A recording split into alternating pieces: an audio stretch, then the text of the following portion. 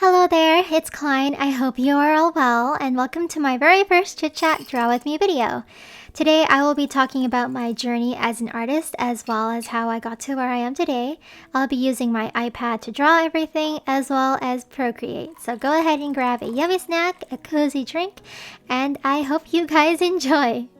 Let's talk about how I got started with art. So everything began, I believe, in middle school because my middle school had a library right across from it. And after school, sometimes I would go to that library, and that was the first time, I believe, I saw manga. And I think the first one I ever read was some random volume from Cardcaptor Sakura. I don't remember what volume it was, but I know it was in a part of the story where they were in the play, and I think it was the light and the dark card. It was that part of the story, and after that, I was completely enamored with this style. I tried my best to replicate it. I had printer papers scattered throughout my entire room trying to draw my own little manga characters. And that was honestly, I think, when I really started getting into art. I think the funny thing is that I never really read the volumes in order. I would honestly just go to the library, check out whatever I thought looked pretty, and then just read it at home. And then I would try my best to replicate it. Moving on to high school, I was a closeted weeb. I was very into Vocaloid anime and manga at the time, but I just didn't really tell anyone because I didn't want to be perceived in a specific way. And I was scared of that because, you know, high school anxiety. So I just repressed it all. And because I repressed it all, in college, I kind of exploded with art. I drew a lot my first few years of college because I think I had a lot of time in general. And I also felt more free to be who I wanted to be.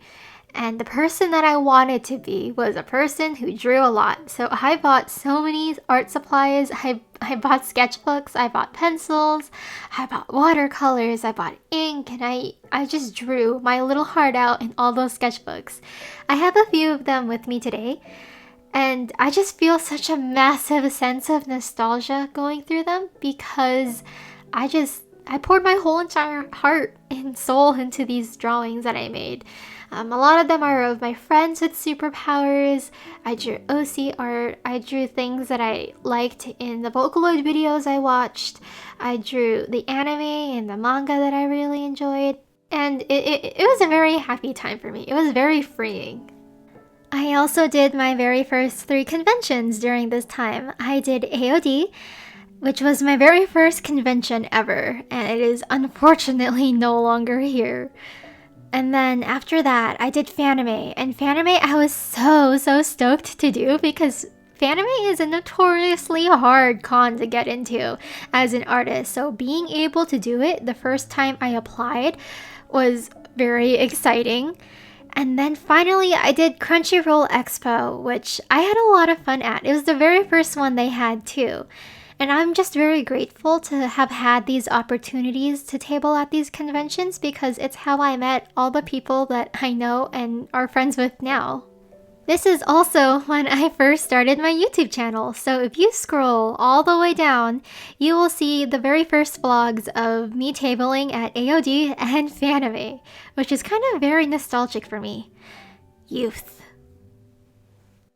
Unfortunately, for my last 2 years of college, like every art renaissance there is, it had to end, and I really needed to focus on school. I had a lot of projects that I picked up on, and I just did not have time to do everything, so I decided to put art down for a little bit and focus on what I had to do. During that time, I did a lot of work, projects, and stage management about plays for social injustices, so I was very busy. A lot of the times, I would still be on campus past like 12 a.m. And so this leads me to the end of 2019. I had finally finished school, I graduated from college, and I was on the hunt for a job.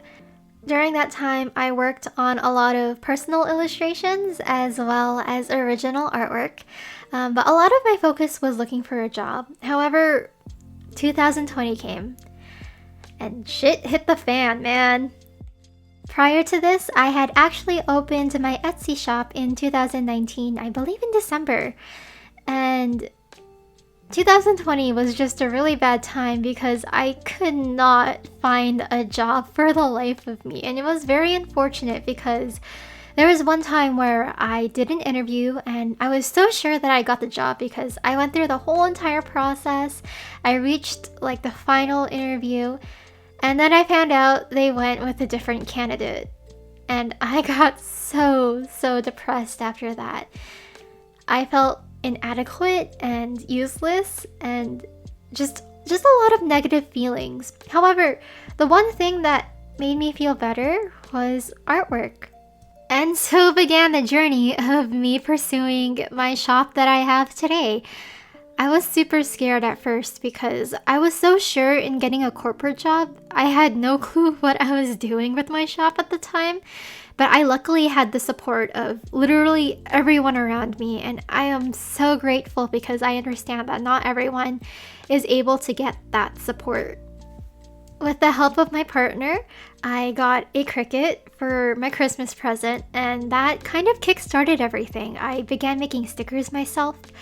I started printing things with the printer that I got, and eventually I switched out the Cricut for the Silhouette because the Cricut for some reason just never worked properly after like 3 months, and I did pretty much everything to try and save it. But that's in the past now.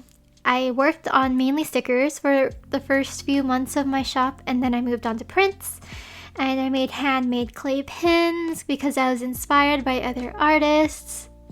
I eventually made enough income to start making notebooks, my very first notebook design, and I think that's kind of when I started to scale my little business up, which was super exciting for me, but also very scary. And before I knew it, it was 2021, and that year was a wild ride for me because a lot of things happened. I think it was my first post on Twitter that year that went viral, and that really launched me into a lot of people's eyes, which was kind of scary, but also exciting, but mainly scary because now all of a sudden I have a bunch of people seeing me, which was super amazing, but also super scary. This was also the year where my art style did a massive change, and I began drawing a lot of frogs and a lot of other cozy, happy kind of things because that's what made me happy. And it's a lot more easier for me to draw a frog than it is to draw a person nowadays. I also moved over to Shopify from Etsy during this time. As I began to grow and get bigger, I realized I needed a shop that suited my branding a little more, and as much as I loved Etsy starting out, I needed something that allowed me to personalize my website and kind of show people that I am an actual brand, or I own an actual brand. So I did the move. After the last few years, I began to realize that what I really enjoy is drawing things that make people happy. And in doing so, it makes me happy to see that people are reacting well to my art. And I just feel like it's good to remember the very small things, especially when a lot of stuff can happen in your life.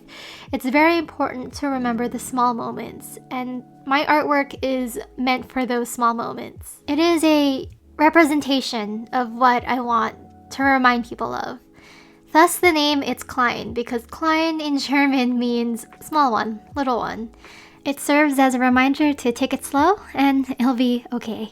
I didn't film the rest of the draw with me because it just got too hard to see, so here it is as a speed draw. But thank you so much if you've made it to the end of this video. I really appreciate you.